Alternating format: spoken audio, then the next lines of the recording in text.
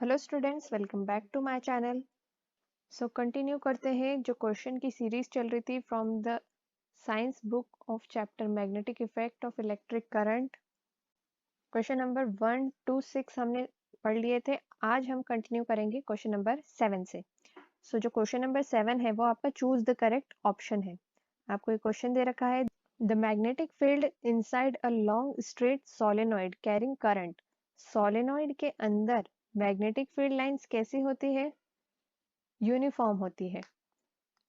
ये जो सोलेनॉइड है इसके अंदर जो मैग्नेटिक फील्ड लाइंस होती है वो कैसी होती है? यूनिफॉर्म होती है। यूनिफॉर्म मीन्स सेम, एक जैसी होती है, इक्वी डिस्टेंस होती है। तो इसका आंसर क्या हो जाएगा? Is zero? नहीं। Decreases as we move toward its end? नहीं। Increases as we move toward its end? No. Is same at all the point? Yes. कैसी होती है? सेम होती है हर पॉइंट पर। चाहे ये पॉइंट ले लो, चाहे ये पॉइंट ले लो, चाहे ये पॉइंट ले लो, इनसाइड द सोलेनॉइड जो मैग्नेटिक फील्ड होती है वो सेम होती है। Question 8 is which of the following property of a proton can change while it moves freely in a magnetic field? There may be more than one correct answer. एक से ज्यादा इन option में से करेक्ट आंसर हो सकता है। Proton क्या होता है? पॉजिटिवली चार्ज पार्टिकल होता है। और क्या कहा है?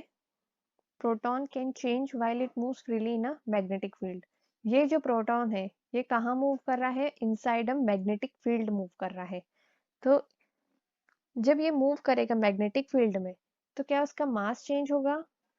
नहीं। उसकी स्पीड? नो। बट उसकी वेलोसिटी और जो मोमेंटम है वो चेंज होगा।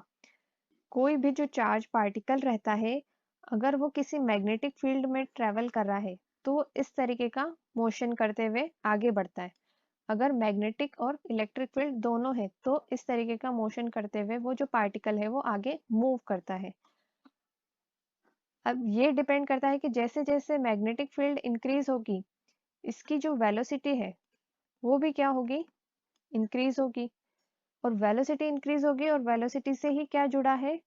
मोमेंटम जुड़ा है। ठीक है। मोमेंटम क्या होता है? Momentum is just a product of mass and velocity. तो वेलोसिटी इंक्रीज होगी तो मोमेंटम भी इंक्रीज होगा।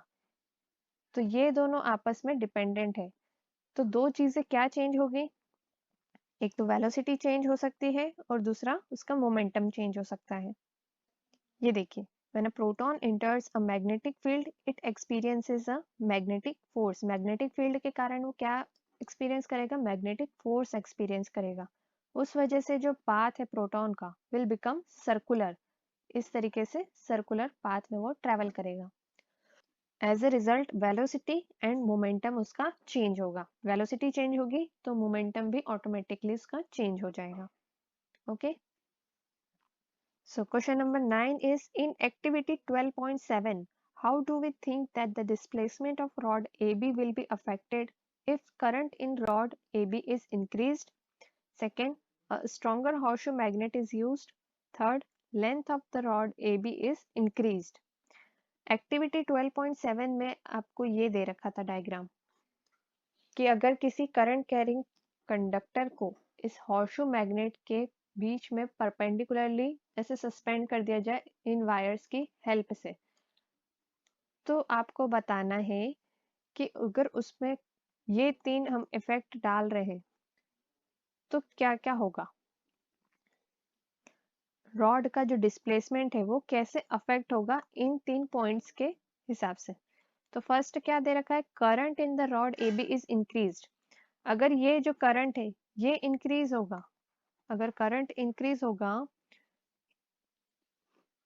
तो मैग्नेटिक फोर्स है वो भी इंक्रीज होगा।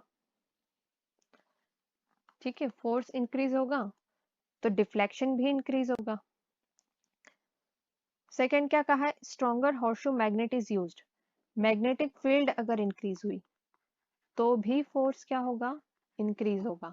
मैग्नेटिक फील्ड बढ़ी तो फोर्स बढ़ा तो डिफ्लेक्शन भी बढ़ेगा। थर्ड क्या है? Length of the rod A B is increased. और थर्ड जो है, अगर रॉड की जो लेंथ है अगर उसे इंक्रीज कर दिया जाए तो उस केस में जो फोर्स है वो भी क्या होगा, इंक्रीज होगा। तो तीनों ही पॉइंट में जो मैग्नेटिक फील्ड का फोर्स है वो इंक्रीज हो रहा है। और जब फोर्स इंक्रीज होगा तो जो डिस्प्लेसमेंट है इस रॉड का वो भी क्या होगा, इंक्रीज होगा। ठीक है, ये देखिए, a current in rod AB is increased, a stronger horseshoe magnet is used when the length of current rod AB increases। तीनों ही केस में क्या होगा, जो डिस्प्लेसमेंट है वो क्या होगा, इंक्रीज होगा। ठीक है। अगर आपको ये वीडियो अच्छी लगी हो तो प्लीज़ लाइक करें और चैनल को सब्सक्राइब करें। Thank you.